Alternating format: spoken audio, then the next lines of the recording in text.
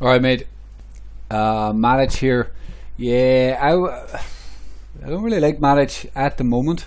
And I liked it when it was down here, and I talked about it. It should break up out of this pattern, and we got that. But well, 3 days red, weekly is red, trying to flip red. You know, it might just want to dip back down and test this support level. Now, I'm really not sure if it can get that far. 2 week kind of flip red. It's tough to say, but as long as it's red here anyway, especially, probably best to wait.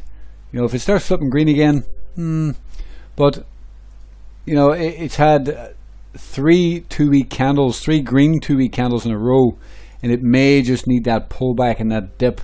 You know, even here, you got 3 candles in a row, and it had 3 2-week candles consolidation, and it might need something similar. So just right now, I'm not the biggest fan. I don't think it needed to prove itself to me.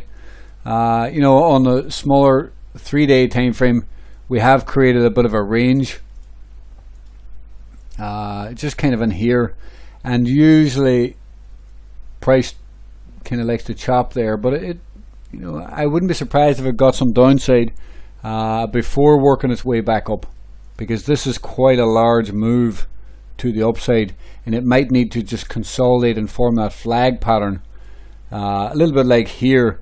Well, it had the dip before going higher. I'm not saying it's going to dip as much, but you know, I think it just needs to finish this consolidation, whatever way it does it, before looking for another move. At the very least, I think you need to wait for a new 3-day candle. It may be worth keeping an eye on, because you know, if it does something like this, well, that would obviously be very bullish, and then we really could start running. So I'm not opposed to that. I just think it's not worth looking at today. A new 3-day candle tomorrow, that would be the earliest I would consider trading it.